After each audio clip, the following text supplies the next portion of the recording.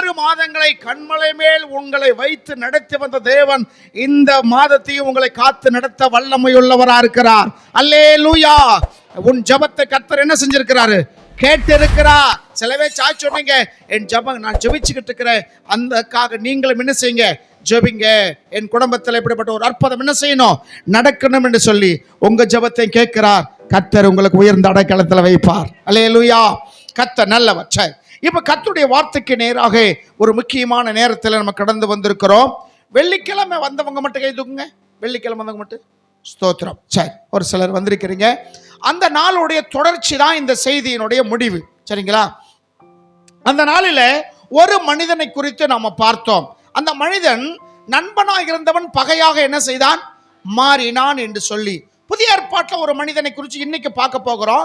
அந்த மனிதன் பகைஞனாக இருந்தவன் நண்பனாக மாறினான். விளங்கினவங்க அல்லேலூயா. பழைய ஏற்பாட்டில் நண்பனாக இருந்தவன் பகையாளியாக மாறினான். அவனுடைய முடிவு எப்படி இருந்தது? புதிய ஏற்பாட்டில் பகைஞனாய் இருந்தவன் நண்பனாக மாறினான். அவன் முடிவு எப்படிப்பட்டது என்று சொல்லுவேன் என்று சொல்லியிருந்தேன். ஆனால் இந்த 2 பேருடைய பேரும் ஒரே பேரு, ஒரே கோத்திரம், ஒரே இனம், ஒரே காரியம். விளங்குதுங்களா? அப்ப அந்த மனிதனை குறித்து நாம் என்ன செய்ய போறோம்? பார்க்க போகிறோம். பழைய ஏற்பாட்டில் முதல் ஏற்பட்ட ஒரு ராஜா சவுல் என்று உங்களுக்கு தெரியும். இந்த சவுலை குறித்து வேதம் அறிமுகப்படுத்துகிறத நீங்க நல்லா கவனிச்சுக்கிடணும். எப்படி வேதம் அவனை அறிமுகப்படுத்துகிறார்? உங்களையும் என்னையும் சில வேளையில யாரிடமாவது அறிமுகப்படுத்தினால் நம்முடைய காரியங்கள் சொல்லி அறிமுகப்படுத்துவார்கள். உதாரணத்துக்கு உங்களை குறித்து ஒருத்தர் அறிமுகப்படுத்துறாரு இன்னொரு இடத்துல, எப்படி சொல்லுவாங்க உங்களை குறித்து? முழு பேரு, ஊரு, வேலை செய்யறாரு, அவருடைய சுபாவங்கள் என்ன, அப்படித்தானே? சுபாவங்கள் இப்படிதான் என்ன செய்வாங்க?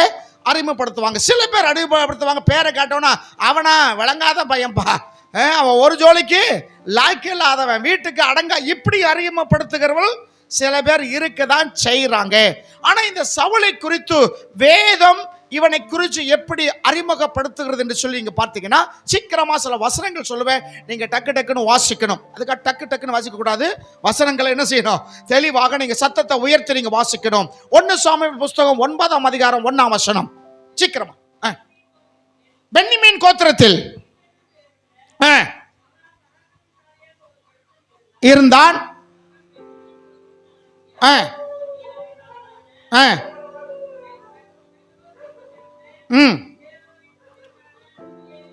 குமாரன்.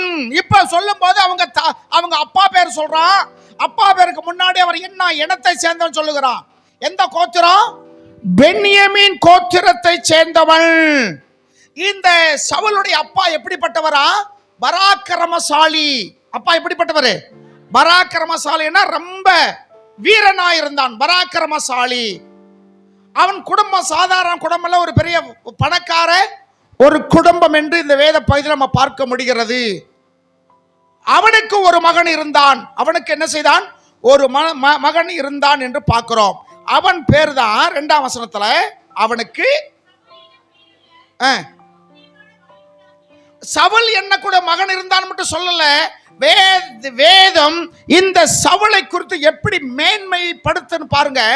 சவுல் அதாவது கீசு, அவங்க அப்பா பேரு கீசு. கீசுடைய மகன் சவுல் என்று மட்டும் சொல்லி வைக்காம அவன் எப்படிப்பட்டவன் இருந்தான்? சௌந்தரியம் உள்ளவன். எப்படிப்பட்டவன்மா? சௌந்தரியம் என்னது? அழகு. சவுல் அழகானவன், அழகுள்ள மனிதனாய் இருந்தான். அடுத்து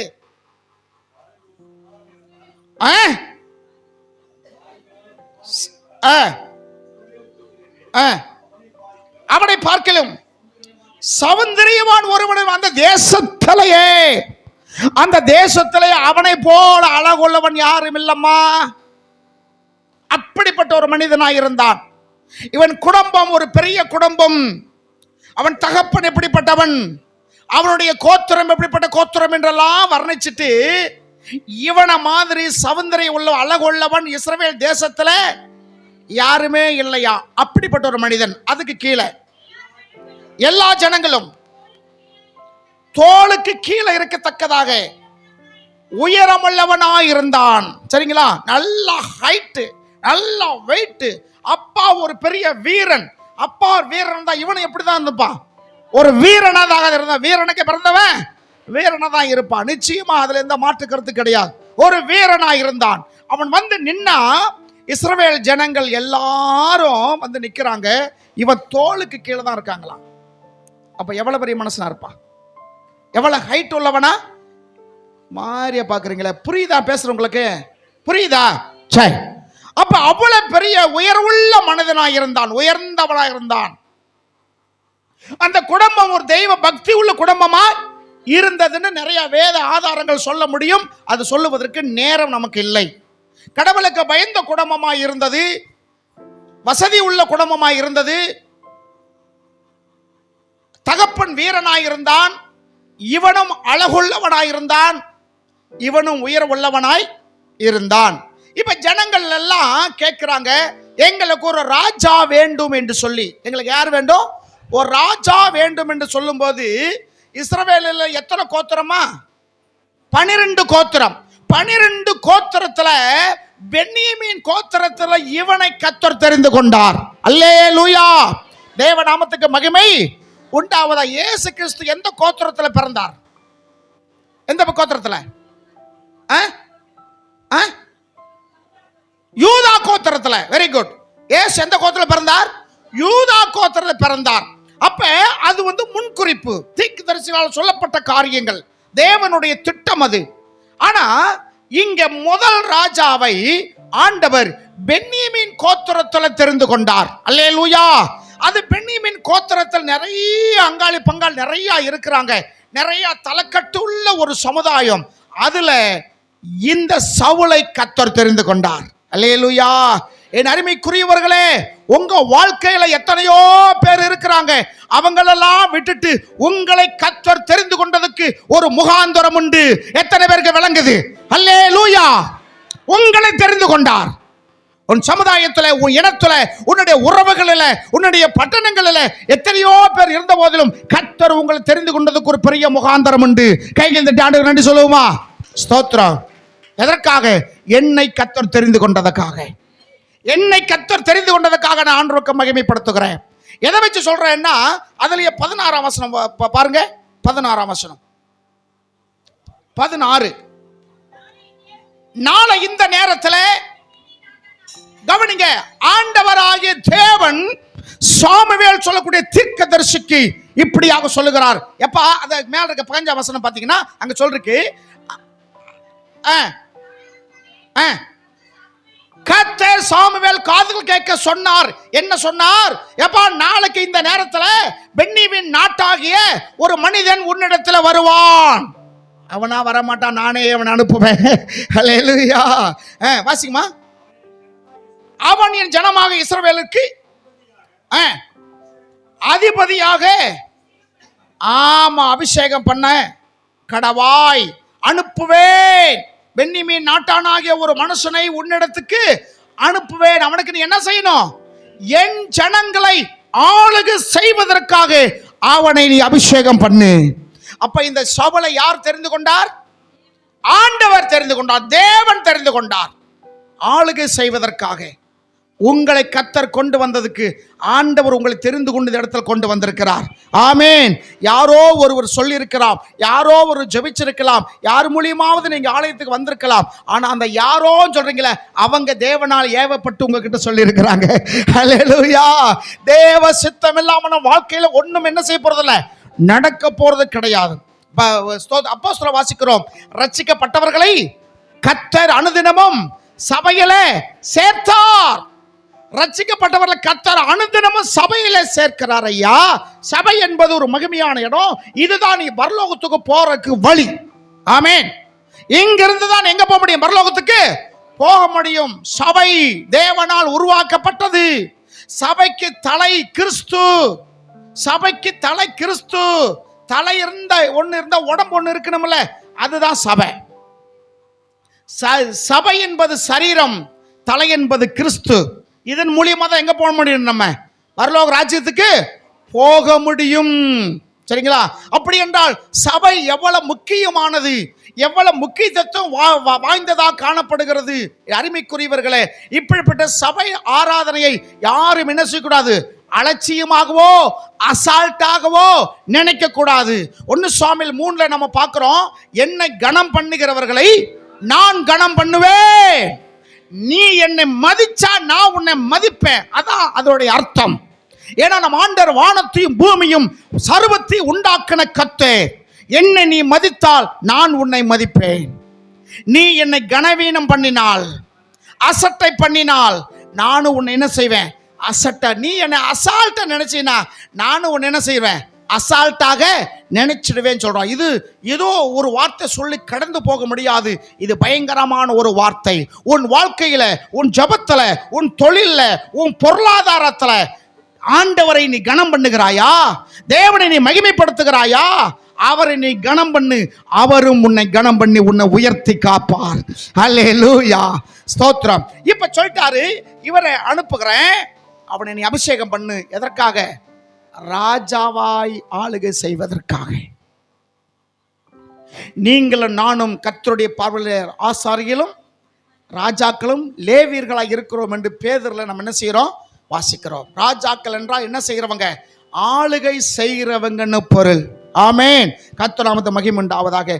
நல்ல குடும்பம், பெரிய குடும்பம், ஸ்தோத்திரம். இந்த மேலே ஆண்டவர் பிரியமா என்ன செஞ்சிருக்கிறாரு, இருந்திருக்கிறார். சவுல் மேலே ஆண்டவர் பிரியமா இருந்திருக்கிறார். அதனாலதான் 12 கோத்திரங்களிலும் பென்னியமின் கோத்திரத்தில் ஆண்டவர் இவனை என்ன செய்தார், தெரிந்து கொண்டார். ஆண்டவர் அவன் மேல ஒரு பிரியம் வைத்திருந்தார். சரிங்களா? அதை எளிமையா இருந்தவன் இருந்தான் ஆரம்ப நாட்கள்ல. சரிங்களா? இப்ப அவனுடைய வார்த்தை என்ன சொல்லுதுன்னா, அதுலயே 13ஆம் அதிகாரம் 9ஆம் வசனம் நீங்க எடுத்து பார்த்தீங்கன்னா அங்கே ஒரு வார்த்தை சொல்லி இருக்கிறது.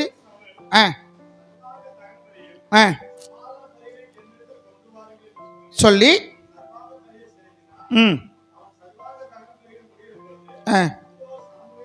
இப்ப ஒரு பெரிய ஒரு சோதனையான ஒரு நேரம் வந்தது. இப்ப பெலிஸ்தீர்கள் யுத்தத்துக்கு வர்றாங்க இவங்க மேல. அந்த காலத்துல ராஜாக்களுக்குள்ள பல யுத்தங்கள் என்ன செஞ்சது, நடந்தது. போவாங்க, சண்டடிப்பாங்க, கொள்ளையடிச்சுட்டு வருவாங்க. இதுதான் அந்த நாட்கள் இருந்த அவங்களுடைய வேலைகளா இருந்தது. சரிங்களா? ஒருவேளை பெரிய அரசரா இருந்தா, சின்ன அரசரா இருக்கும்போது சின்ன அரசர் இருப்பாங்க, எப்பா நாங்க உங்களோட சண்டைக்கு வர முடியாது, உங்களோட நாங்க ஜெயிக்க முடியாது, தேவையில்லாம உயிர் சேதங்கள் வந்துவிடும், ஆகையினால ஒரு வருஷத்துக்கு என்ன நாங்க கப்பம் கட்டணும், எந்த கப்பம் கட்டணும் சொல்லுங்க, நாங்க கப்பம் கட்டிக்கிறோம், உங்களுக்கு நாங்கள் அடிமை என்று சொல்லி பொருளை கொடுத்து விலைக்கு வருவார்கள். சிலர் ரெண்டுமே பெரிய ஈக்குவலா இருந்தா அப்படி செய்ய மாட்டாங்க. என்ன செய்வாங்க, சண்டை தான் போட்டுக்கிறவாங்க. யார் ஜெயிக்கிறாங்களோ தோத்து போன நாட்டுக்கு உள்ள போய் எல்லாம் கொள்ளையடிச்சு இருக்கிற பொண்ணும் பொருள், வெள்ளி, மாடு, ஆடு எல்லாத்தையும் என்ன செஞ்சிருவாங்க, எடுத்துட்டு அவங்க நாட்டுக்கு போயிடுவாங்க. இது அந்த நாட்கள் நடந்த ஒரு சம்பவங்கள், காரியங்கள். சரிங்களா? இப்ப பெலிஸ்தீன் சொல்லக்கூடிய ஒரு மக்கள் இந்த இஸ்ரவேல் ஜனங்களோட யுத்தம் பண்ண வருகிறார்கள். இதற்கு முன்னாடி எந்த எடுத்தாலும் சாமுவேல் ஆகிய ஊழியக்காரன் சொல்லுவதை கேட்டு என்ன செய்தான், இந்த சவுல் நடந்து கொண்டிருந்தான். இப்ப ஒரு கெடுவு வைக்கிறான். 7 நாளுக்குள்ள நான் வந்துடுறேன்ப்பா அப்படின்னு சொல்லி ஒரு டைம் சொல்றார். ஏன்னா எல்லாம் ஒரே இடத்துல இல்லை. இப்ப சாமுவேல் நாட்களில் இவங்க இஸ்ரவேலுடைய தேசம் எது வரைக்கும் இருந்தது, தான் முதல் பெர்சேபா மட்டும் நீண்ட நெடிய தேசம். அகலம் கம்மி தான், நீளம் எப்படி இருந்தது, ரொம்ப தூரமா இருந்தது. அதனால இவன் இருக்கிறது ராமான்னு சொல்லக்கூடிய ஊர்ல இவர் இருக்கிறார். இப்ப சவுல் இருக்கிற இடத்துக்கு போகணும். இன்னைக்கு நம்மளா இருந்தா ஒரு காரை வர கார் இருந்தா கார்ல போவோம், கார் இல்லைன்னா எதை வர சொல்லுவோம், ரெட் காரா, ரெட் டாக்ஸின்னு ஒன்று இருக்கு, அது போன் பண்ணா உடனே வந்துடும், அதில் நம்ம போயிடலாம். சரிங்களா? இன்னும் வேகமா போகிறதா என்னமோ 1000 வழிகள் இருக்கு, போயிடுவாங்க. அந்த நாட்கள் அதெல்லாம் கிடையாது. ஒன்று கால்நடையா போகணும், இல்லை கழுதை மேலே ஏறி தான் போகணும். இப்ப சாமுவேல் வருவதற்கு லேட் ஆயிருச்சு. லேட் ஆனா என்ன, ஊழியக்காடு வார்த்தைக்கு என்ன செய்யணும், இந்த மனுஷன் காத்திருக்கணும். அது ஒரு வாரம் அல்ல, ஒரு மாசம் அல்ல, ஒரு வருஷமானாலும் தேவனுடைய காரியத்திற்காக காத்திருக்க வேண்டும். அல்லேலூயா. யாக்கோப்பு நிருபர் சொல்றாரு, ஏற்ற காலத்தில் அவர் உங்களை உயர்த்தும்படி அவர் பலத்த கைக்குள் எப்படி இருங்க, அடங்கி இருங்க. சில அடங்கா பெடாரிகள் இருக்கிறதுனால தான் கையை விட்டு கீழே குதிச்சுட்டு அது உடைஞ்சு போச்சு இது உடைஞ்சு போச்சுன்னு என்ன செய்கிறோம். விளங்குதுங்களா? இப்ப தேவ ஊழியக்காரன் வருவதற்கு கொஞ்சம் தாமதம் ஆயிருச்சு. தாமதமானோடு இவனுக்கு இருந்த ஒரு துணிகரத்தை பாருங்க. துணிகரம், இதுக்கு பேரு பெருமை. நான் ராஜாவாயிட்டேன், இன்னை யாருக்கும் காத்திருக்க வேண்டிய அவசியம் இல்லை என்று சொல்லி இவனே சர்வாங்க தகன பலியும் சமாதான பலியும் கொண்டு வாங்க, நான் பலி செலுத்துவேன் என்று ஒரு பெருமையாக மாறினான். குடும்பம் பெரிய குடும்பம் தான், ஆனால் ஆண்டவர் மேல எப்படி இருந்தாரு? பிரியமா இருந்தார். அதனாலதான் ஒரு பெரிய போஸ்டிங் கொடுத்தார். இப்ப ஆண்டவருக்கு இவன் முதலிடம் என்ன செய்யல, கொடுப்பல. ஆரம்ப நாட்களை முத சர்ச்சுக்கு வரும்போது எந்த காரியம் எடுத்தாலும் ஜோம் பண்ணி தான் நீங்க என்ன செய்வீங்க. எந்த காரியம், ஒரு பொருள் வாங்கணும்னாலும் சரி ஜோம் பண்ணி தான் போவோம். இல்லை பொருள் வாங்கிட்டு வந்தாலும் ஜோம் பண்ணி தான் வீட்டுக்குள் வைப்போம். அது எதுக்காக தெரியாது, அப்படியே ஒரு பாரமா. அந்த அளவுக்கு கர்த்தருடைய வார்த்தைக்கு ஒரு கனமா இருந்தது. இப்ப அப்படி இல்லை. ஏன் அவங்க ஜெபிச்சு அதை மட்டும் தான் கேட்பார், நம்மளே ஜெபிச்சு என்ன செஞ்சிருவோம் சொல்லுங்களேன். நாமளே ஜெபிச்சது காரியம் செஞ்சிருவோம், நாமளே ஜெபிச்சதை வாங்கிட்டு வந்துருவோம், நாமளே ஜெபிச்சத காரியம் பிரதிஷ்டை பண்ணிடுவோம். நானும் ஜெபிக்கிறேன், நானும் அந்நிய பாஷை பேசுறேன், நானும் இது பண்றேன் என்று சொல்லக்கூடிய பெருமை என்ன செஞ்சிருது, அநேகர் வாழ்க்கையில வந்து விடுகிறது. தேவனுடைய வார்த்தைக்கு காத்திருப்பதில்லை. இந்த எளிய மனுஷனுடைய முடிவு எப்படி இருக்கு நான் உங்களை காட்டுறேன். இப்ப பலி செலுத்துறதுக்கு இவன் ரெடி ஆயிட்டான், பலியும் செலுத்திட்டான். பலியும் என்ன செஞ்சாச்சு, செலுத்தியாச்சு. அந்த நாட்களில் பலி எந்த கோத்திரத்தார் செலுத்தணும்? ஆசாரி. எந்த கோத்திரம்? லேவி கோத்திரம். எந்த கோத்திரம் செலுத்தணும்? லேவி கோத்திரம் தான் என்ன செய்யணும், பலி செலுத்த. ஆண்டவரே அந்த கோத்திரத்தை பிரித்தெடுத்து இவர்கள் இந்த பணி செய்வதற்கெனே கர்த்தர் அவர்களை ஒப்பு கொடுத்தார். ஆகையினாலே இஸ்ரவேல் தேசத்துல இவங்களுக்குன்னு கைப்பிடி ஒரு இடமும் ஆண்டவர் என்ன செய்யல, கொடுக்கல. 11 கோத்திரத்துக்கு நாட்டையே பிரிச்சு கொடுத்துட்டார். ஒவ்வொன்றுக்கு பல ஆயிரம் ஏக்கர் மதிப்புள்ள இடங்களை கொடுத்து விட்டார். ஆனா அந்த லேவியருக்கு மட்டும் என்ன செய்யல, ஒண்ணுமே கொடுக்கல. அவங்களுக்கு ஆண்டவர் சொன்னார், அப்பா உனக்கு பங்கு நான் தான்ப்பா, அவங்களுக்கெல்லாம் பங்கு போட்டு கொடுத்துட்டேன் தேசத்தை, உனக்கு பங்கு யாரு, நான் தான் சொல்லிட்டு அந்த 11 கோத்திரம் சொல்லுகிறார், நீங்க விவசாய பூமியில செலுத்திருக்கும் போது, உங்களுக்கு பொருளாதாரம் வரும்போது, இப்ப நீங்க செல்வத்தில் இருக்கும்போது லேவியனை என்ன செய்யாதீங்க சொல்லுங்களேன், லேவியனை கைவிட்டுடாதீங்க. லேவியனை கைவிட்ட, உனக்கு பொருள் உண்டான எல்லாவற்றையும் தசம பாகத்தை கொண்டு வந்து யாருக்கு கொடு, லேவியனுக்கு கொடுக்கணும். ஆண்டவர் கொடுத்த கட்டளை அதான். நீங்க நீதிமொழிகள் 3ஆம் அதிகாரம் 9, 10 நீங்க வாசிச்சீங்க. லேவியனை என்ன செய்யக்கூடாது, கைவிடக்கூடாது. ஏன்னா அவனுக்குன்னு என்ன இல்லை, ஒரு வேலை இல்லை, அவனுக்குன்னு ஒரு என்ன கிடையாது, ஒரு வருமானம் அவனுக்குன்னு இல்லை, அவனுக்குன்னு நிலம் புலம் கிடையாது. ஆனா உங்க எல்லாத்துக்கும் நான் கொடுத்துருக்கிறேன். உங்களுடைய செல்வம் வந்த போது இவனை என்ன செஞ்சிடாதீங்க, மறந்துடாதீங்கன்னு சொன்னார். அது மாத்திரமல்ல, பலி செலுத்த யார் தான் பலி செலுத்தணும், லேவி கோத்திரத்தில் இருக்கிற ஆசாரியர்கள் செலுத்தணும். அப்படின்னா சுருக்கமா சொல்றேன், சாமுவேல் வந்து என்ன செய்யணும், பலியை செலுத்தணும். தாமதம் ஆயிட்டா என்ன, எத்தனை நாள் தாமதமானாலும் என்ன, குடியா முடிய போகுது, என்ன நடக்க போகுது, எத்தனை நாள் லேட் பண்ணி போனா கர்த்தர் தான் வாழ்க்கையில வெற்றி கொடுக்கிறவர். அல்லேலூயா. கர்த்தர் தான் வாழ்க்கையில ஜெயம் கொடுக்கிறவர். அவருக்கு நீ கீழ்ப்படிந்து இருக்கும் போதும் வாழ்க்கையில மேன்மை கர்த்தர் கட்டளையிடுவார்.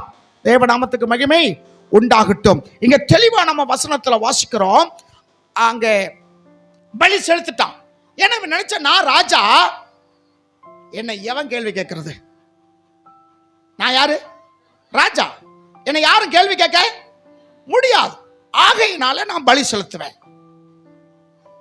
ஆசாரியில் பண்ண வேண்டிய காரியத்தை இவன் பண்ணுகிறான். துணிகரம். முதல் பெருமை, இரண்டாவது என்னது, துணிகரம். பெருமை, துணிகரம். பெருமை, துணிகரம். பெருமை வந்தால் என்ன வந்துடும், பக்கத்தில் கைப்பிடி சொல்லுங்க. பெருமை வந்துருச்சுன்னா துணிகரம் வந்துடும். துணிகரம் வந்துச்சுன்னா ஆண்டவரையே மதிக்க மாட்டேன். முதல் பெருமை வந்தது, ராஜான்னு சொல்லக்கூடிய பெருமை. ஆசாரியன் செலுத்த வேண்டிய பலி இவன் செலுத்த கூப்பிட்டான், துணிகரம். பலி செலுத்த முழிச்ச உடனே சாமுவேல் வந்துட்டான். மிஸ்டர் சவுல் அவர்களை என்ன செஞ்சீங்க சொல்லும்போது அவன் என்ன சொல்றான் பாருங்க.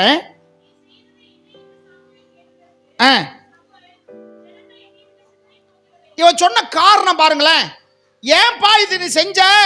நான் வரவருக்கு கொஞ்சம் காத்திருக்க வேணாமா? நான் தானே இந்த பலி செலுத்தணும், கர்த்தர் எனக்கு தானே இந்த கடமை கொடுத்திருக்கிறாரு. நீ இப்படி வரதுக்கு முன்னாடி என்ன செஞ்சுட்டியா? ஏன் செஞ்சேன் கேட்டா ஜனங்கள் என்ன விட்டு என்ன செஞ்சிருவாங்க? செதறி போயிருவாங்க. அப்ப கர்த்தரை விட இவனுக்கு யார் தான் முக்கியம்? ஜனங்கள். பக்கத்தில் சொல்லுங்க, கர்த்தரை விட உங்களுக்கு ஆட்கள் தான் முக்கியம். உங்களை சொல்லலாமா? சொல்லுங்க, உங்களை சொல்லல. அந்த பக்கம் கோயில்பட்டி, தூத்துக்குடி அந்த ஏரியாவில் இருக்கிறவங்க கர்த்தர் போனாலும் போகல, அதை பத்தி கவலை இல்லை. ஜனங்கள் என்னை விட்டு போக கூடாது. ஆமா, ரொம்ப பேர் காத்திருந்தாங்க, அதுக்கப்புறம் நீங்க வரல, அதுக்கப்புறம் நாங்களே ஜாப் பண்ணி முடிச்சுட்டு சாப்பிட்டுக்கிட்டு இருந்தோம், நீங்க அந்த தான் வந்தீங்க. யாருக்கா காத்திருக்கணும்? ஆண்டவருக்காக என்ன செய்யணும்? காத்திருக்கணும். அதுக்காக வேணுமென்றே லேட்டா யாரும் என்ன செய்ய போறதில்ல, வரப்போறது இல்லை. ஆனா இங்க ஜனங்கள் என்ன விட்டு என்ன செய்வாங்க? அப்ப ஜனங்கள் தான் உனக்கு முக்கியம், தவிர ஆண்டவர் உனக்கு என்ன இல்லை, முக்கியம் இல்லை. ஒண்ணு அது புரிஞ்சுக்கிறோம். ரெண்டாவது பாருங்க, குறித்த நாட்களின் திட்டத்தில் நீங்க வரல. பழி தூக்கி யார் மேல போடுறான்? சாமுவேல் மேல. சொன்ன டயத்தில் நீங்க வரல, ஆகையினால நாங்க ஜோலி முடிச்சிட்டோம். விளங்குதுங்களா? சொன்ன டயத்துல நீங்க வரல, நீங்க சொன்ன டயம் நாங்க காத்திருந்தோம், 7 நாள் காத்திருந்தோம், நீங்க வரல, ஆகையினால எங்க ஜோலி என்ன செஞ்சிட்டோம், முடிச்சுக்கோ. நீங்க வந்தா என்ன, அது அர்த்தம் என்ன? நீங்க வந்தா என்ன, வராட்டி எங்களுக்கு என்ன, எங்க வேலை என்ன செஞ்சிச்சு, முடிச்சு. அவர் இப்படி சொன்னாரு, இப்படி சொன்னாரு, அந்த அக்கா சொல்லுது, இந்த அக்கா சொல்லுது, நாங்க என்ன யாரை கேட்கறது, நீங்களும் வரல, ஆகையினால நாங்களே ஜோம் பண்ணி முடிச்சுக்கிட்டோம். விளங்குதா? மாதிரியா பாக்குறீங்களே, புரியுதா? என்னத்த புரியுது, புரியுற மாதிரி இருக்கு. இது ரெண்டாவது என்ன, பழி தூக்கி சாமுவேல் போடுறான். நீங்க தான் தப்பு செஞ்சீங்க, நீங்க சொன்ன டயத்தில் வந்திருந்தா நீங்க தான் பலி செலுத்திருப்பீங்க சொல்லி பழி தூக்கி யார் மேல? ஒரு இதுல படிச்ச மனுஷன் 2 காரியம் பேசுவானாமா. நல்லது நடந்துச்சுன்னா தெய்வ செயல்னு சொல்லுவானா. நம்ம சொல்றோம் கடவுள் கிருபை, கடவுளுடைய கிருபை, நல்லது நடந்துச்சு அப்படின்னு. ஏதாவது தவறா நடந்துச்சுன்னா எல்லாம் விதிப்படிதான் நடக்கும். எல்லாம் எப்படி நடக்கும்? விதி. கெட்டது நடந்தா விதி, நல்லது நடந்தா கடவுள் செயல். இவனை ஒத்துக்கிறவே மாட்டான். என்னாலதான் இது நடந்துச்சுன்னு என்ன செய்ய மாட்டான், ஒத்துக்கிடவே மாட்டான். நல்லது நடந்தா கடவுள், கெட்டது நடந்தா விதி. ஏன்னா விதி மேல பழிப்பட்ட விதிக்கு கோபம் வராது. ஏன்னா விதி இன்னும் ஒண்ணுமே இல்லை. ஏன்னா இல்லாத பொருள் மேல பழிப்பட்ட அது கோபம் வருமா? இல்ல. அவன் விதி பலன் பாப்படி, அவன் தலையில எழுதி வச்ச எழுத்து எவன் பார்த்தது? இப்படி இல்லாத பொருள் மேல பழிய போட்டா அதுக்கு என்ன செய்ய போறது, கோபம் வரப்போறது இல்ல. என்னால் இது நடந்துச்சுன்னு சொல்லவே மாட்டான். நல்லது நடந்தாலும் சொல்ல மாட்டான், கெட்டது நடந்தாலும் சொல்ல மாட்டான். இது மனிதனுடைய இயல்பான ஒரு காரியம். சரிங்களா? இப்ப பழி தூக்கி அங்க என்ன செய்யறார், பண்றாரு. 3வது சொல்றாரு, மிக்சாமில பெலிஸ்தீர்கள் கண்டபடியால் எங்களுடைய எதிரிகளும் பக்கத்தில் நிறுத்திட்டாங்க, வந்துட்டாங்க, ஜனங்களும் சிதறி போறாங்க, நீரும் வரல, ஆகையினால செஞ்சுட்டேன்னு சொல்லி செய்ததுக்கு தவறு என்று மனம் வருந்தாமல் தவறை நியாயப்படுத்துகிற மனசனாயிருந்தான். விளங்கணும்? அல்லேலூயா சொல்லுங்க. செய்த தவறு என்று ஒத்துக்கொள்ளாம தவறை என்ன செய்கிறான், நியாயப்படுத்தி பேசுகிறான். எத்தனை காரணங்கள். நீங்களும் வரல, ஜனங்களும் சிதறி போனாங்க, எங்களுடைய சத்துருக்கள் வேற என்ன செய்தாங்க, வந்துட்டாங்க சொல்லி சாக்கு போக்கு சொன்னான். தேவன் பிரியமாயிருந்த மனிதன், தாழ்மைய எளிமையா இருந்த மனிதன், இன்னைக்கு ராஜா வானவுடன் என்ன வந்துச்சு, அவனுக்கு பெருமை வந்து போச்சு, பெருமை வந்து போச்சு. இப்ப ஆண்டவருக்கு அதை பார்த்து என்ன வந்துருச்சு, கோபம் வந்துருச்சு. ஆண்டவருக்கு என்ன வந்தது, கோபம் வந்தது. கோபம் வந்தா என்ன செய்ய மாட்டோம், கோபம் வந்து இப்போ நமக்கே ஒருத்தர் கணவன் மனைவிக்கு ஒரு சண்டை வருது, கோபம் வந்தா என்ன செய்வீங்க, பேச மாட்டோம். நண்பர்களுக்குள்ள ஒரு சண்டை வந்தா என்ன செய்ய மாட்டோம், பேச மாட்டோம். என்ன நீ எப்போ புரிஞ்சுக்கிறியோ அப்போ நீ பேசு போ. கொஞ்ச நாள் என்ன இருக்கும், பேசாம இருப்போம். ஆண்டவரும் அப்படிதான். சில வேளை என்ன செய்வார், கோவப்பட்டா பேச மாட்டார். அப்போ நாமளும் ஆண்டவர் ஒன்று, அப்படி தானே? நாம் பேசாமல் இருக்கிறதுக்கும் ஆண்டவரும் பேசாமல் இருந்தாருன்னா என்ன இருக்கு? ரெண்டு பேரும் ஒன்று தானே? ஆண்டவருக்கு ஈக்குவல் நம்மெல்லாம். பொல்லாதவர்களாக நமக்கே கோபம் வரும்போது அவருக்கு எப்படி இருக்கும்? வாசிங்க, அதிலே 9ஆம் அதிகாரத்தில் நீங்கள் வாசிங்க. 28 6ஆம் வசனம் பாருங்க. 28:6. கர்த்தரிடத்தில் சவுல் விசாரிக்கிறான். இப்ப விசாரிக்க வேண்டிய நேரமெல்லாம் விட்டுட்டு இப்ப என்ன ஆயிருச்சு? இப்பவும் இவனுக்கு ஒரு என்ன வருது? ஒரு பிரச்சனை வருது. இப்பவும் இவனுக்கு ஒரு தொந்தரவு வருது. இப்பவும் ஜனங்கள் இவன் மேல யுத்தத்துக்கு வர்றாங்க. இப்ப என்ன செய்யணும்? கர்த்தர் இடத்துல வர்றான். கர்த்தர் இடத்துல விசாரிக்கும்படி சொப்பனங்களாவது என்ன செய்யல? மறு உத்தரவு என்ன அர்த்தம்? பேசல. இவன் கூப்பிடுறான், பேசுவோம் பேசுவோம் பேசுவோம், சண்டைக்கு போகணுமா வேணாமா, என்ன செய்யணும், பேசும். அவர் தான் கோபத்தில் இருக்காராச்சே, பேசுறதே இல்லை. நிறைய ஜபங்களுக்கு பதில் வர்றதில்லை. நாமளும் ஜபிச்சு பார்க்கிறோம். ஆமா இல்லைங்களா?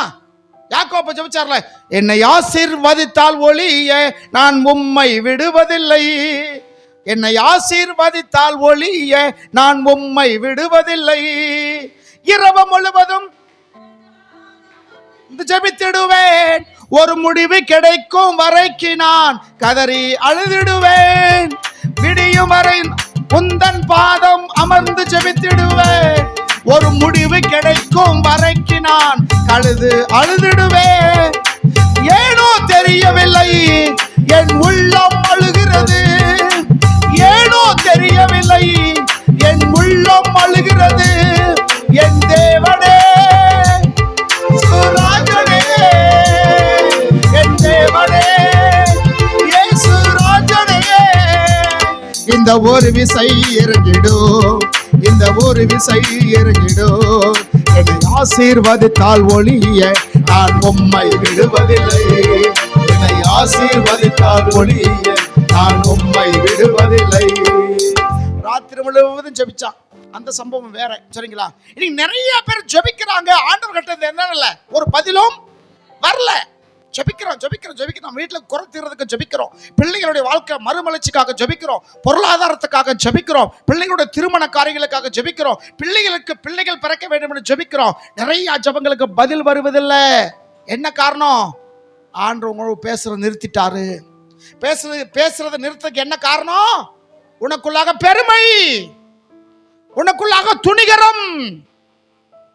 ஜனங்களை தான் நீ பார்த்ததை வர கர்த்தரை என்ன செய்யல, நீ பார்க்காதனால அவர் கோவிச்சுக்கிட்டாரு, பேசல. இப்ப பெருமை உள்ளவனாக இருந்தான். ஆரம்பத்தில் எப்படி இருந்தான் தெரியுமா? அவன் வாசிங்க 9ஆம் அதிகாரத்தில் 9 ஸ்தோத்திரம் 10:27 10:27. இப்ப இவனை ராஜாவாக அபிஷேகம் பண்ணியாச்சு, ராஜா ஆயிட்டாரு. இஸ்ரவேல் ஜனங்களுக்கெல்லாம் சாமுவேல் சொல்லிட்டா, எப்பா இன்னையிலிருந்து இவர் தான் ராஜா, இவருக்கு தான் நீ கீழ்ப்படியணும், இவருடைய ராணுவத்தில் சேரணும், இவர் தான் உங்களை ரட்சிக்கிறவர், அந்த சண்டையில் இருந்து காப்பாற்றுகிறவர், ஆகினால இவருக்கு நீங்க எல்லாம் கீழ்ப்படியுங்க என்று சொல்லி பறைசாட்டி விட்டார். அதுல சில பேர் என்ன சொல்றாங்க 27ல, ஆனாலும் பேலியாட்கள் மக்கள் இவனா நம்மை ரட்சிக்க, இவனா தேவன் தெரிந்து கொண்ட மனிதனை இவன் சொல்றான். பேலியாக்க மக்கள் சொல்றான், இவனான்னு பேசுறான். யார? ராஜாவை. இப்ப சவுல் விட்டுருங்க, ராஜா அப்படித்தானே? ஆண்டவர் தீர்மானம் பண்ணிட்டார், அவர் உயர்த்திட்டார், எல்லா ஜனங்களும் சொல்லிட்டாரு. இப்ப இவனை பார்த்து சொல்றாங்க, இவனா நம்மளை ரட்சிக்கிறவன். அதான் எதிரிகள் கையில் இருந்து இவனா நம்மளை ரட்சிக்கிற அற்பமாய் இவனை நினைத்தார்கள். இது அவன் காது கேக்குது. அவனுக்கு காணிக்கை கொண்டு வராமல் அவனை அசட்டை பண்ணினார்கள்.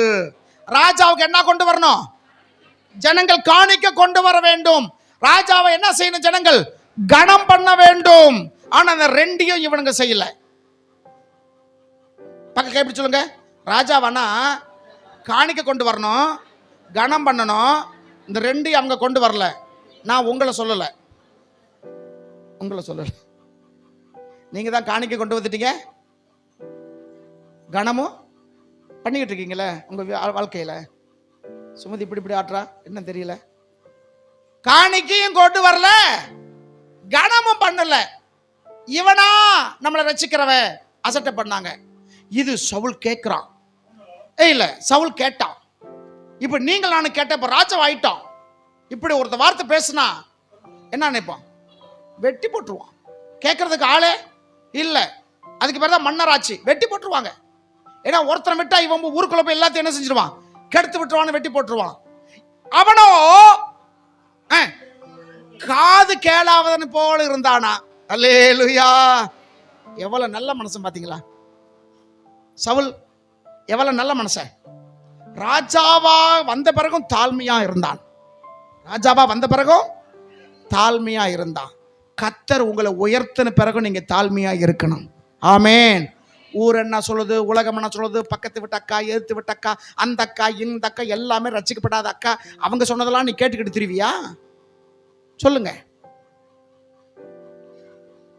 நிறைய பேர் நம்மளை வையலாம். இவெல்லாம் போறா பாரு, இவெல்லாம் சர்ச்சுக்கு போறான் பாரு, இவரெல்லாம் பெரிய ஆள் மாதிரி பண்றான் பாரு அப்படின்னு நினைக்கலாம். உன் காது கேட்கலாம். ஆனா சவுல் எப்படி இருந்தான்? ஒன்னு கண்டுக்கிடவே இல்லை. காது கேளாவது போல இருந்தான். அப்படி என்ன அர்த்தம்? அவங்க சொன்னதை இவரு பொருட்டா எடுக்கல. என்னை உயர்த்தினது கர்த்தர். அல்லேலூயா. என்னை உயர்த்தினது கர்த்தர். ஆகையினால இவனுங்க சொன்னா சொல்லிட்டு போகட்டும் என்று காது கேளானதை போல் இருந்து விட்டார். நீங்க ஆலயத்துக்கு வரும்போது, ஜெபிக்கும் போது, வீடுகளில் கூட்டங்கள் வைக்கும் போது பலர் பல விதத்துல சொல்லுவாங்க. அதை நீ கேட்காத. நீ கேட்டாலும் கேட்காத மாதிரி என்ன செஞ்சிரு? போயிரு. நீ தாழ்மைப்படும் போது கர்த்தர் உன்னை என்ன செய்வார்? உயர்த்துகிற தேவனாக இருக்கிறார். அது மாத்திரமல்ல, அவனுடைய உன்னோடு செயல்பாடு பாருங்க. அதுலயே 12ஆம் வசனம், அதுலயே 12 சீக்கிரம் வாசிங்க. அப்பொழுது ஜனங்கள் அங்கே இருக்கிறவர்கள் ஒருவன் இல்லப்பா அந்த வசனம் இல்ல. இப்ப நீங்க முன்னாடி வாய்ச்சிங்களே 10:27 வாய்ச்சிங்களம்மா.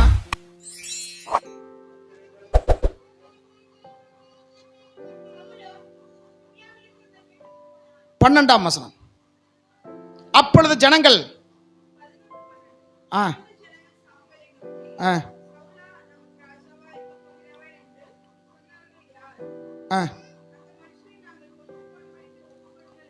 11:12 சரிங்களா? இப்ப ஜனங்கள் சாமுவேலை நோக்கி, சவுலா நம்மை ராஜாவா இருக்க போகிறோம் என்று சொன்னவர்கள் யார் என்று கேட்கிறாங்க. ஒரு கூட்டம் இவரோட சேர்ந்துருச்சு. இந்த ராஜாவை போய் இவனா நம்மளை ராஜா என்று சொன்னவன் யார் என்று காட்டு, அவங்க என்ன செஞ்சிடலாம்? வெட்டி போட்டுடலாம் அப்படின்னு சொல்றாங்க கூட இருக்கிறவங்க. அது சவுல் என்ன சொல்றாரு பாருங்களேன். இன்றைய தினம் ஒருவரும் கொல்லப்படாது இந்த கர்த்தர். அல்லேலூயா. இப்ப கோடை இருக்கிற வந்து உங்களை போய் இப்படி பேசிட்டானே, அவங்கள விடு, எங்களை நாங்க போய் என்ன செஞ்சிடறோம்? அவங்கள வெட்டிடுறோம் சொல்லும் போது சவுல் சொல்றான், வேண்டாம், ஒருவரும் என்ன செய்ய ரத்த சிந்த கூட. இந்த நாள் ரட்சிப்பு கர்த்தர் இஸ்ரவேல் ஜனங்களுக்கு கொடுத்த நாள். அல்லேலூயா. இது எப்படி சொல்ல தெரியுங்க? ஒரு வெற்றி வந்த பிறகு சொல்றான். ஒரு வெற்றி வந்த பிறகு, வாழ்க்கையில ஜெயம் வந்த பிறகு சொல்றான், என்னை பேசினவர்களுக்கு எனக்காக நீங்க போய் என்ன செய்ய வேண்டாம், சண்டையெல்லாம் போட வேண்டாம். இப்படி பேசிட்டானா, உங்களை இப்படி வஞ்சிட்டானா, நாங்க போய் உண்டு இல்லைன்னு பார்த்துட்டு வந்துடுறோம் அப்படின்னு நம்ம அவங்க வெட்டி போடுறோம், நாங்க நம்ம போய் ஏதாச்சும் அவங்க சத்தம் போட்டு வந்துடும் நினைப்போம்.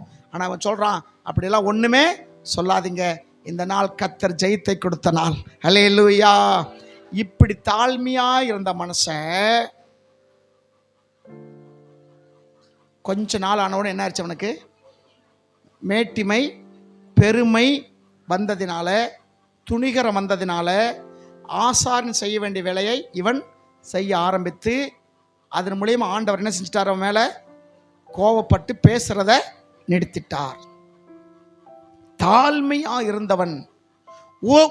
ஒரு ஒரு உயர்வு வரும்போது மேட்டுமையானான். வேதமே 2 தான் நமக்கு காட்டும். நிறைய பேர் நம்மளை காட்டும் 2 காரியம்தான். இவன் மாதிரி இருக்காத, இவன் மாதிரி நீ இரு. அப்படித்தானே நம்ம பிள்ளைகள் சொல்லுவா, இந்த பார்ப்பா, இந்த பையெல்லாம் நல்ல பையங்க, அவங்களோட சேர்ந்துக்கோ. இந்த பையங்கெல்லாம் ஒரு முன்னுதாரம் காட்டும்ல, இவங்க உங்களோட சேரு, இவங்க உங்களோட என்ன செய்யாத, சேராத. வேதம் முழுசா நமக்கு அதை தான் காட்டுது. நிறைய பேரை எழுதி வச்சிருக்காங்க ஆவியானவர். அதுல சில பேருடைய வாழ்க்கையின்படி நீ வாழாத, சில பேர் போல நீ வாழு. அல்லேலூயா. அதுதான் நம்ம இந்த இடத்துல நம்ம பார்த்து கொண்டு இருக்கிறோம். சவுல் எளிமையா இருந்த மனிதன், பணக்கார குடும்பம் தான், பெரிய ஆளுதான், வளர்ந்த ஆளுதான், ஒரு நல்ல அழகானவன் தான், கம்பீரமானவன் தான், தாழ்மையா இருந்தான். ஆனா இப்ப ராஜா ஆன பிறகு அவனுக்கு என்ன வந்துச்சு?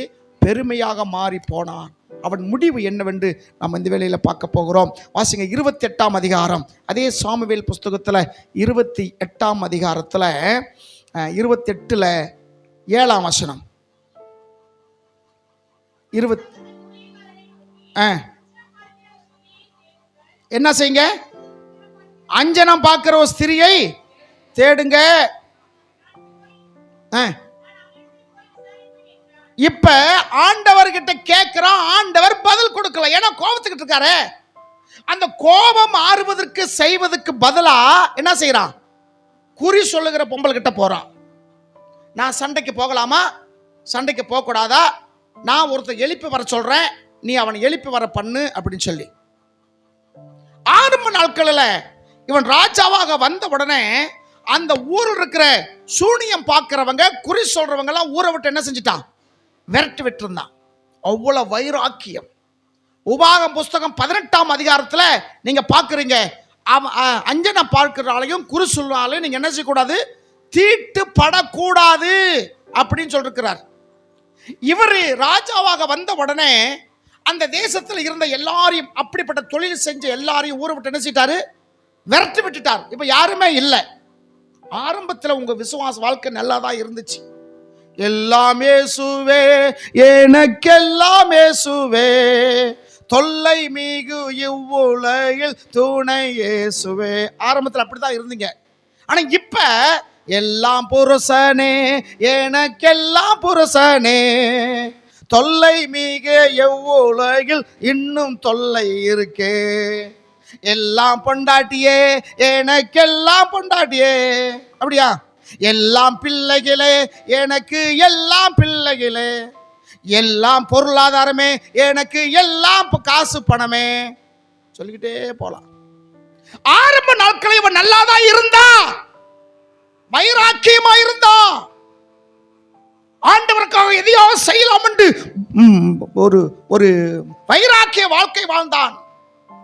பதவி வந்தது, பொருளாதாரம் வந்தது, காணிக்க நிறைய வந்தது, ஜனங்கள் கீழ்ப்படுகிறாங்க, மாளிகை கட்டுறான், ரதங்களை வாங்குறான், நிறைய காரி செல்வம் வந்தது. இப்ப என்ன ஆச்சு? இவனுக்குள்ள பெருமை வந்தது. இப்ப ஆண்டவர் பேசதை நிறுத்திட்டா, எதற்காக பேசாம நிறுத்தினார் என்று இவன் குற்றத்தை உணர்ந்து ஆண்டவரிடத்துல என்ன சில மன்னிப்பு கேட்க போகல. போயிருந்தா ஆண்டவர் மன்னிச்சிருப்பாரா, மன்னிச்சிருக்க மாட்டாரா? அல்லேலூயா. ஏன்னா ஆண்டவர் கிருபை உள்ளவர், இரக்கம் உள்ளவர். பேதுரு ஒரு முறை கேட்கிறான், ஐயா என் சகோதரன் எனக்கு ஒரு நாளைக்கு 7 முறை தவறு செஞ்சா நான் மன்னிக்கலாமா அப்படின்னு கேட்கிறான். ஆண்டவர் சொல்றாரு, எப்பா 7 தடவை நினைக்காத, 70 தர அவனை என்ன செய்யணும்? மன்னிக்கணுங்கிறார். அவரே அப்படி சொல்லும் போது அவர் எத்தனை தடவை மன்னிப்பாரு? யாரை நீங்க மன்னிக்காமல் இருந்தீங்கன்னா உங்க இடத்துல தேவ சுபாவம் இல்ல. அது பகையை வளர்த்து கொண்டே இருக்கும். சின்ன சின்ன காரியங்களை காட்டி தன்னை விலைக்கு கொள்ளும். இப்ப ஆண்டவர்கிட்ட வந்திருந்தா ஆண்டவர் நிச்சயம் என்ன கொடுத்திருப்பாரு? ஒரு மன்னிப்பு கொடுத்திருப்பார். யூதாஸ் காரியத்து இயேசுவை காட்டி கொடுத்து எத்தனை காசு வாங்கினா? 30 வெள்ளி காசு வாங்கிட்டு போயிட்டான். இப்ப ஆண்டவர் பட்ட பாடுகளை பார்க்கிறான். அவன் உடம்பெல்லாம் ரத்தம், சதையெல்லாம் பிச்சு தொங்குது. அந்த பார்த்த உடனே இந்த நீதிமானுக்கா இவ்வளவு கஷ்டம் என்று சொல்லி மனசுக்குள்ள மனம் வருந்துகிறான், மனசுக்குள்ள வேதனைப்படுகிறான். காசை பார்க்கிறான், அப்படியே அந்த காசு அவனுக்கு நெருப்பா தெரியுது. காசை பார்க்கிறான், அருவருப்பா இருக்கு. ஐயோ, இந்த காசுக்காகவா என் ஆண்டவரை நான் காட்டி கொடுத்தேன்? இந்த காசுக்காகவா 3 வருஷ காலம் அவரோடு நான் இருந்தனே? அந்த என் மேல எவ்வளவு அன்பு வைத்திருந்தார், அதை நான் மறந்தனே. கடைசி நேரத்தில் கெச்சமன்ன தோட்டத்தில் நான் அவரை காட்டி கொடுக்க வந்தபோது கூட எனக்கு முத்தம் கொடுத்தாரே. இந்த காசுக்காகவா நான் அவரை காட்டி கொடுத்தேன் என்று மனசுல என்ன செய்தான்? வருத்தப்பட்டான், பாதிக்கப்பட்டான், வேதனைப்பட்டான். காசை தூக்கிட்டு அந்த பெரிய பரிசேயர் இடத்துல போறாங்க. வேத பாராட்ட போறான் இவன். ஐயா, இந்த காசு எனக்கு வேண்டாம், இந்த காசு எனக்கு வேண்டாம், இயேசுவை விடுதலை செய்யுங்க என்று கேட்டிருப்பான். காசு கொண்டு போனான் இருக்கு வேதத்துல.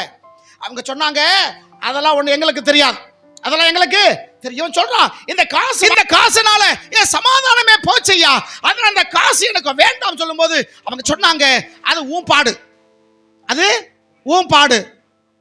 நீ காட்டி கொடுக்கறன்னு சொன்ன, கூலி பேசணும், காட்டி கொடுத்த, நான் காசு கொடுத்தேன், நம்ம சோழி என்ன செஞ்சிச்சு, முடிஞ்சு. இனிமேல் உன் பாடு, என்னமோ பண்ணிக்கோ. அவன் உள்ளம் அங்கலாய்த்து கொண்டு இருந்தது. அவன் உள்ளம் ஒரு பாரத்தோடு இருந்தது. கர்த்தருடைய பிள்ளையே, அவனுடைய உள்ளம் ஒரு வேதனையோடு இருந்தது. நீதிமானை நான் காட்டி கொடுத்து விட்டேனே என்று சொல்லக்கூடிய ஒரு குற்ற உணர்வோடு அவன் காணப்பட்டான். அதை அவர்களால் புரிந்து கொள்ள முடியல. என் அன்பு சகோதரியே, என் அன்பு சகோதரனே, உன் மனதில் இருக்கிற பாரங்களை, உன் மனதில் இருக்கிற வேதனைகளை ஒருவேளை உன்னை அறிந்தவர்கள் இடத்துல சொல்லும் போது இந்த மாதிரி சில வேளை உன்னை தட்டி கழித்திருக்கலாம். என்ன செய்ய, நீ அப்படி செஞ்சிருக்க கூடாதுன்னு செஞ்சுட்ட, நீ பண்ணிட்ட, நான் என்ன செய்யறது, நீ தான் சமாளிக்கணும், உன் கஷ்டத்தை நீ தான் பார்த்துக்கணும் என்று உன் மனதில் இருக்கிற வேதனையை புரிந்து கொள்ளாதபடிக்கு உன்னை தட்டி கழித்திருக்கலாம். இதை பார்க்கிற கேட்கிற அருமைக்குரியவர்களே, இப்படிப்பட்ட நிலைமையில நீ காணப்படுகிறாயா? இப்ப அந்த காசு பார்க்கும் போதெல்லாம் வேதனை. ஐயோ, இந்த காசுக்காக நான் இயேசுவை காட்டி கொடுத்துட்டேன்னு சொல்லி இங்கேயும் அவனுக்கு ஆறுதல் கிடையாது. ஆனா என்ன செஞ்சிருக்கணும்?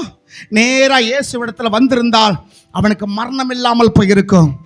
அங்க போனா இயேசு கிட்ட வரலையா, வேத பராகர்கிட்ட போனா இயேசு கிட்ட வரல. வந்திருந்தால் அவன் செத்திருக்க மாட்டான். ஒருவேளை ஒரு மன்னிப்பு என்ன செஞ்சிருக்கும், கிடைச்சிருக்கும்.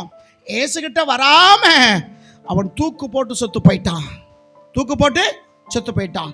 இப்ப சவுலுடைய நிலைமை பாருங்க.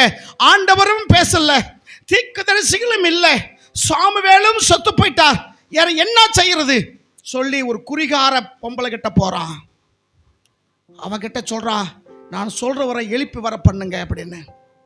அவன் மைய போட்டு பார்த்தா கீழ இருந்து யாரு வர்றா, பாதாளத்திலிருந்து சாமுவேல் மாதிரி வர்றான். அவன் சாமுவேல் இல்ல, அது ஒரு பிசாசு. சாமுவேல் மாதிரி என்ன செய்ய, வேஷம் போட்டுட்டு மேல வர்றான். எதுக்கு என்ன கூப்பிட்ட? இல்ல, அவன் சொல்றான் பாருங்க, 5ஆம் வசனம். சாமுவேல் சவுலை நோக்கி, நீ என்னை எழுப்பி வர பண்ணி என்னை களைத்து என்ன என்று கேட்டான்.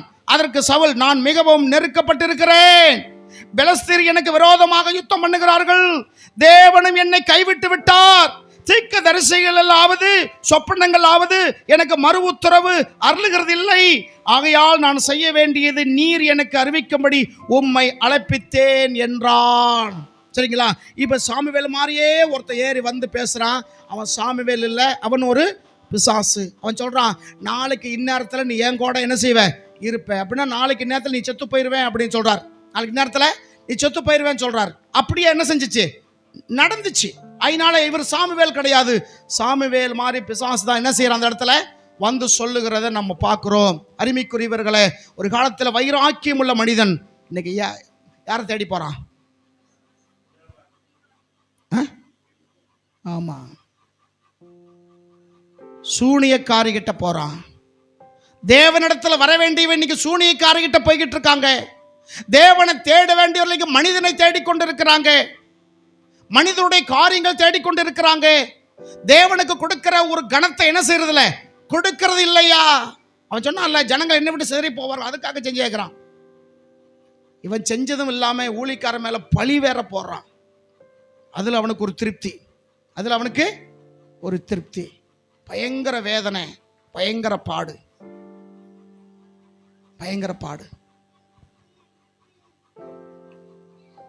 எளிமையா இருந்தவன் பெருமையாக மாறினான். அப்படித்தானே? எளிமையா இருந்தவன் பெருமையாக மாறினான். இன்னொரு சொல்றதுக்கு, இது நீ செய்யறதுக்கு முன்னாடி உங்க பார்வைக்கு நீங்க சின்னவரா இருந்தீங்கன்னார். சாமுவேல் சொல்றார், இப்ப நீ பெரிய ஆளு மாதிரி காட்டிக்கிற, ஆனா ஆரம்பத்தில் நான் முத உன்னை சந்திக்கும் போது நீ எப்படி இருந்த? சிறியவனா இருந்த. நீயே தான் சொல்லியிருக்கப்பா. சிறியவனா தாழ்மை. சவுல் என்றால் என்ன அர்த்தம் தெரியுமா? அந்த பேருக்கு கேட்கப்பட்டவன் என்று பொருள். சவுல் என்றால் கேட்கப்பட்டவன். ஏதோ ஒரு கேட்டு பெற்றுக்கொள்றாமல்ல, அந்த மாதிரி. சில சொல்லுவாங்க, வரம் இருந்து தவம் இருந்து இந்த பிள்ளையை கேட்ட ஒரு பிள்ளையை கர்த்தர் என்ன செய்தார்? கொடுத்தார். இந்த அண்ணால் போய் கேட்டால, ஒரு குழந்தையை கொடுத்தா உங்களுக்கு திருப்பி கொடுத்துட சொன்னால, அந்த அர்த்தத்துக்குரிய பேரு தான் சவுல் என்றால் கேட்கப்பட்டவன். கேட்கப்பட்டவன், கேட்டு கொடுக்கப்பட்டவன். சரிங்களா? அதான் அதோடைய அர்த்தம். இன்னைக்கு எளிமையா இருந்தவன் பெருமையாய் மாறினான். முடிவு பாருங்க. 1 நாளாகம் புஸ்தகம் 10ஆம் அதிகாரம் 13ஆம் வசனம். 1 நாளாகம் 10:13. அப்படியே சவுல் கர்த்தருடைய வார்த்தையை கை கொள்ளாமல் கர்த்தரிடத்தில் செய்த தன்னுடைய துரோகத்து நிமித்தமும் அவன் கர்த்தரை தேடாமல் அஞ்சனம் பார்க்கிறவர்களை கேட்கும்படிக்கு என்னது தேடுதல் நிமித்தம் என்ன செஞ்சான்? செத்து போனா. கர்த்தரை விட்டு விட்டு இப்படிப்பட்ட காரியங்கள் செஞ்சா நீங்க செத்து போயிருவீங்க. சரீரத்தில் இல்ல, ஆவியில. ரொம்ப பயப்படுறா, செத்து போயிருமா, இதுக்காக வந்தமா, மாசத்துல முதல் நாள் வாங்க வாங்க சொல்லிட்டு கடைசியிலன்னு சொல்றாரு. அந்த அர்த்தத்தில் ஆவிக்குரிய வாழ்க்கையில செத்து போயிருவ. உன் சரீரம் இருக்கும். உன் ஆத்துமா செத்து போன பிறகு உன் சரீரம் வாழ்ந்தா என்ன, செத்தா என்ன? ஏதேன் தோட்டத்தில் 2 சாவை சொன்னார் ஆண்டவர். சாகவே சாவாய். பிடிங்கி சாப்பிட்டா அன்னைக்கு செத்து போயிட்டாளா? செத்து போனா உயிரோடு இருந்தா. வரும் ஆனா வரா சொன்ன மாதிரி. செத்து போனால் ஆனா உயிரோடு இருந்தாள். ஆவியில செத்து போனால் சரீரத்தில் உயிரோட இருந்தால். இவன் அஞ்ஞானம் பார்க்கிறவர்களை தேடி போனதினாலே அவன் என்ன செய்தான்? உண்மையாகவே செத்து போனான். அது கீழே இருக்கிற வசனம் கவனிங்க. ராஜ்ய பாரத்தை ஈசாயின் குமாரனாக தாவீதுக்கு திருப்பினார். ஒரு கிரீடம். ராஜா என்றால் என்ன இருக்கும்? ஒரு கிரீடம் இருக்கும். அந்த கிரீடத்தை புடுங்கினார். அந்த கிரீடத்தை புடுங்கினார். அந்த கிரீடத்தை புடுங்கி தாவீதின் கையில் என்ன செஞ்சார்? ஆண்டவர் கொடுத்தார் என்று பார்க்கிறோம். நீ எந்த அளவுக்கு வாழ்க்கையில் தாழ்மைப்படுகிறாயோ அந்த அளவுக்கு கர்த்தர் உன்னை மேன்மைப்படுத்துகிறாய் இருக்கிறார். அல்லேலூயா. இவன் தாழ்மையா இருந்து பெருமைக்காரனாக மாறினான். நல்ல குடும்பம் தான், வசதியானவன் தான், அழகானவன் தான், கம்பீரமானவன் தான். ஆனா என்ன வந்து போச்சு? என்ன வந்து போச்சு? பெருமை வந்து போச்சு. பெருமை வந்ததினால அவன் முடிவு பரிதாபத்துக்குரிய முடிவாக மாறினது. இன்னொரு மனுஷனை பார்க்கிறோம். பெருமையா இருந்தவன் எளிமையா மாறினான். பெருமையா இருந்தவன் எளிமையா மாற. சீக்கிரமா சில வசனங்கள் சொல்றேன், நீங்க வாசிச்சுட்டு நம்ம அடுத்து வந்து கர்த்தருடைய பந்துக்கிடையார கடந்து போறோம். வாசிங்க. ஸ்தோத்திரம். பிலிப்பியர் எழுதின புஸ்தகம் 3ஆம் அதிகாரம். பிலிப்பியர் புஸ்தகம் 3ஆம் அதிகாரம். பிலிப்பியர் புஸ்தகம் 3ஆம் அதிகாரத்துல 5ஆம் வசனம் வாசிங்க. 8ஆம் நாளிலே நான் விருத்த சேதனம். இது யாரு? பவுல். நமக்கு தெரியும். இவருக்கு முன்னாடி பேர் என்ன? சவுல். இவருக்கு முன்னாடி பேரு சவுல். சரிங்களா? இவரும் சாதாரணமான குடும்பத்தில் பிறந்த வளர்ந்தவர் அல்ல. இந்தவர் சொல்றாரு, நான் 8ஆம் நாளிலே விருத்த சேதனம் பண்ணப்பட்டவன். ஒரு தெய்வ அப்படின்னா தெய்வ பக்தி உள்ள குடும்பம் அப்படிங்கிறார். இயேசுவுக்கும் 8ஆம் நாள் தான் என்ன செய்தாங்க? விருத்த சேதனம் பண்ணதை நம்ம பார்க்கிறோம். சரிங்களா? அப்ப ரொம்ப பக்தி உள்ள குடும்பம். இவர் சொல்றாரு, நான் சாதாரணமானவனா? 8ஆம் நாளிலே நான் என்ன செய்யப்பட்டவன். அங்க வேதம் சவுலை குறித்து சொன்னது. இங்க இந்த பவுல் தன்னை குறித்து சொல்கிறார். நான் 8ஆம் நாள் விருத்தசேதனம் பண்ணப்பட்டவன், இஸ்ரவேல் வம்சத்தான், சாதாரணமானவன் அல்ல. ஏன்னா அந்த நாட்கள்ல இஸ்ரவேலுகள்ல கலப்படம் இருந்தது. இஸ்ரவேல்ல கலப்படம் இருந்தது. சரிங்களா? அதெல்லாம் உங்களுக்கு தெரிஞ்ச சம்பவம் தான். இஸ்ரவேல் ஜனங்கள் வேறொரு பெண்ணை கல்யாணம் பண்ணிக்கிறோம். இஸ்ரவேல் இருக்கிற ஒரு பொண்ணு வேறொருத்தரை என்ன செஞ்சிடும்? கல்யாணம் பண்ணிக்கிறோம். இந்த தீத்துடைய அம்மா அப்பா கூட அந்த மாதிரி தான் இருந்தாங்க. அநேகர் யூத மார்க்க, அதாவது புறஜாதிகளும் யூத மார்க்கத்தில் நிறைய பேர் என்ன செய்தாங்களா? நிறைய பேர் கலந்து கொண்டாங்கன்னு வேதத்தில் எழுதிருக்கு. இவர் சொல்றாரு, நான் இஸ்ரவேல் வேளாண் ஒரிஜினல்ங்கிறான். என்ன எப்படிப்பட்டவன்? ஒரிஜினல் சொல்றாங்களா? இப்ப என்ன சொல்றாரு? நான் இஸ்ரவேலான். என்ன கோத்திரம் விளங்குதுங்களா? அங்க என்ன பார்த்தோம்? பென்னியமின் கோத்திரம். இவரும் எப்படிப்பட்டவர்? பென்னியமின் கோத்திரம். அவர் பேரு சவுல், இவர் பேரும் சவுல். அப்படி என்ன அர்த்தம்? பாரம்பரிய பெயர். சில பேர் வந்து தாத்தா வச்ச பேர், அப்பாரை வச்ச பேர், அப்பா வைப்பாங்க. அப்படியே அந்த பேர் என்ன செஞ்சிடும்? தொடர்ந்து வந்துகிட்டே இருக்கும்ல. அந்த மாதிரி ஒரிஜினல் கோத்திரம் பென்னியமின் கோத்திரம். இவன் பேரு சவுல் தான். அவன் குடும்பம் மஸ்தியான் குடும்பம், இவன் குடும்பம் சாதாரண குடும்பம் இல்ல. அடுத்து வாசிங்க. எபிரியரில் பிறந்த எபிரியன், நியாய பிரமாணத்தைப்படி பரிசேயன், பக்தி வைராகியத்தைப்படி சபை என்ன செஞ்சவன்? துன்பப்படுத்தணுமே.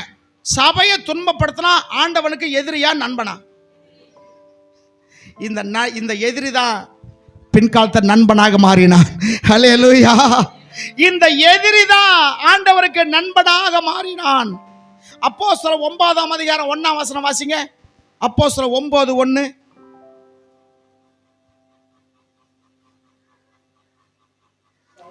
சவுல் என்பவன் இன்னும் கர்த்தருடைய சீசரை பயமுறுத்தி கொலை செய்யும்படி, சரி, அது கீழே உங்களுக்கு தெரியும். இப்ப என்ன செய்யற? சபையை துன்பப்படுத்துகிறா இருந்தான். எந்த சபையை? கர்த்தருடைய சபையை துன்பப்படுத்துகிறனா இருந்தான். அப்படி என்றால் கர்த்தருக்கு நண்பனா பகைங்கனா? எதிரி. இந்த எதிரி தான் நண்பனாக மாறினான். ஹல்லேலூயா. இந்த பெருமைக்காரன் தான் தாழ்மை உள்ளவனாக மாறினான். இவனுடைய முடிவு எப்படின்னு நம்ம பார்க்க போகிறோம்.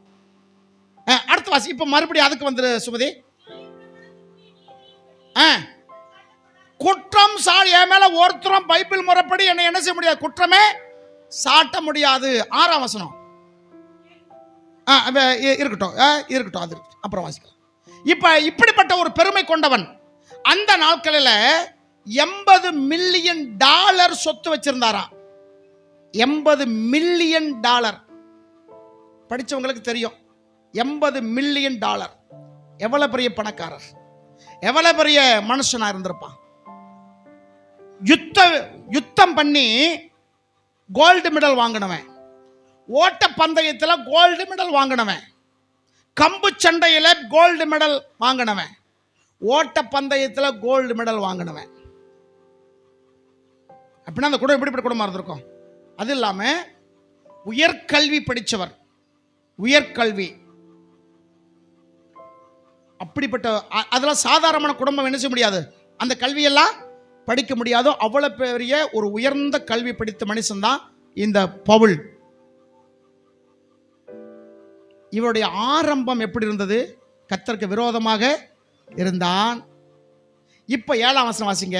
கர்த்தருக்காக ஆகிலும் எனக்கு லாபமாயிருந்த எல்லாத்தையும் நஷ்டம் என்று கருதினேன். அல்லேலூயா. சொல்றான், என் குடும்பம் இவ்வளவு பெரிய குடும்பம், நான் வசதி வாய்ப்பு உள்ளவன், எபிரியில் பிறந்த எபிரியன், இஸ்ரவேலன், பரிசேயன், குற்றம் சாட்டப்படாதவன், ஆகிலும் எனக்கு லாபமா எதெல்லாம் இருந்துச்சோ எல்லாத்தையும் கிறிஸ்துவுக்காக நஷ்டம் என்று எண்ணினேன். அது மாத்திரமல்ல, என் கர்த்தராகிய இயேசு கிறிஸ்துவை அறிகிற அறிவின் மேன்மைக்காக எல்லாவற்றையும் நஷ்டம் என்றும் எண்ணிக்கொண்டு இருக்கிறேன். அல்லேலூயா.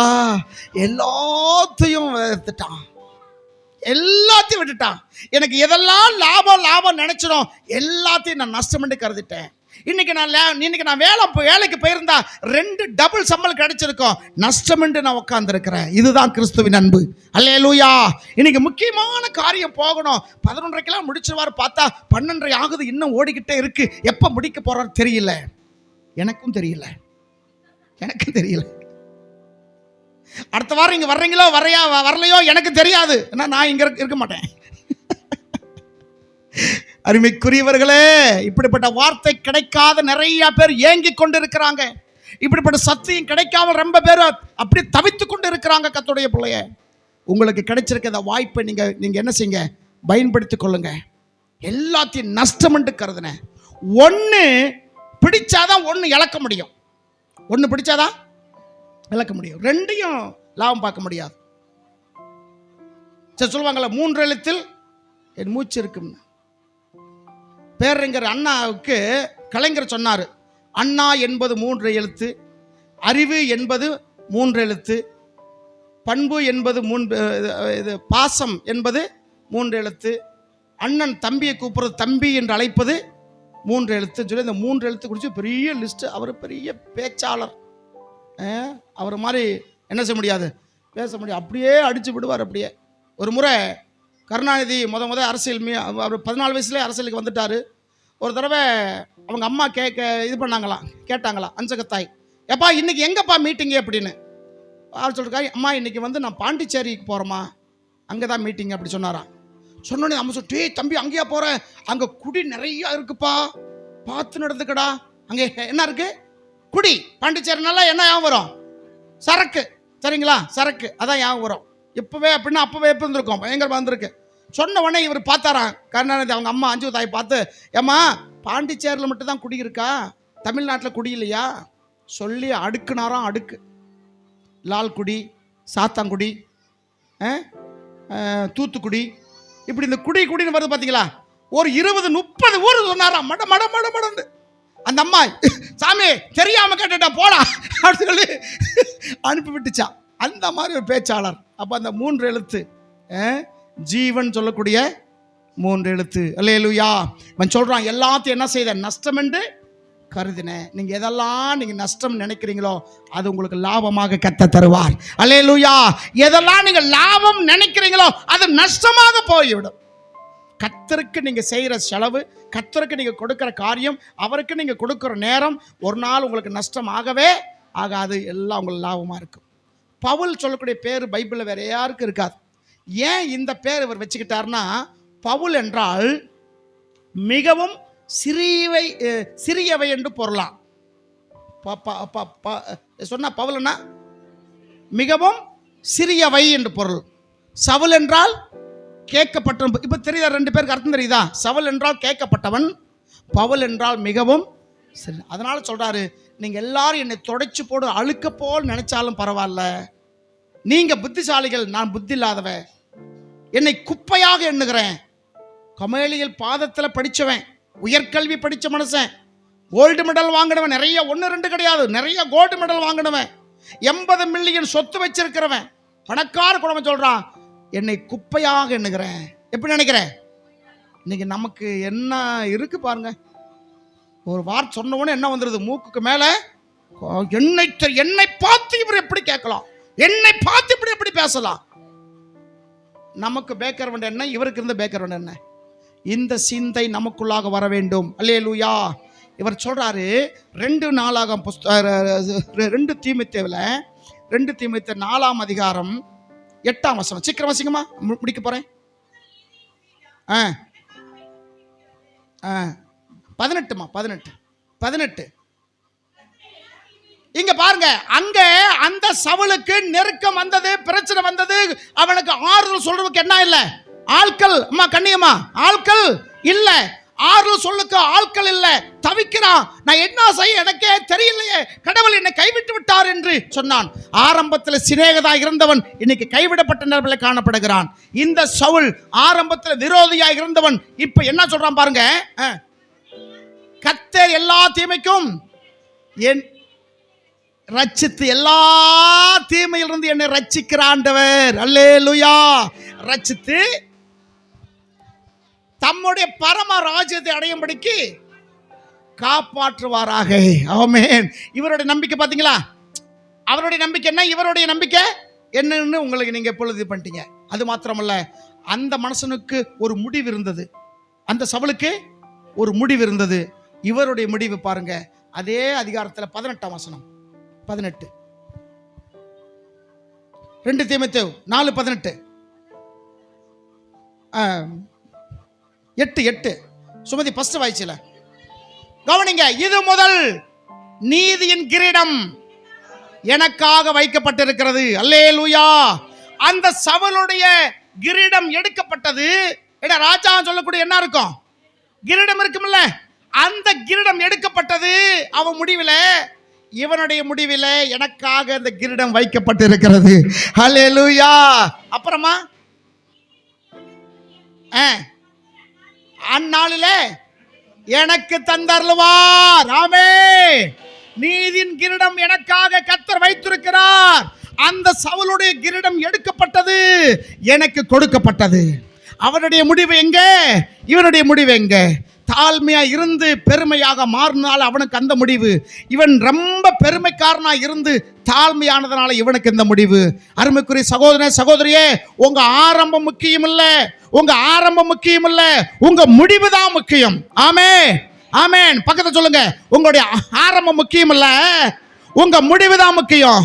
முடிவு பரியாந்தம் நிலை நிற்பவனே ரட்சிக்கப்படுவான். ஸ்தோத்திரம்.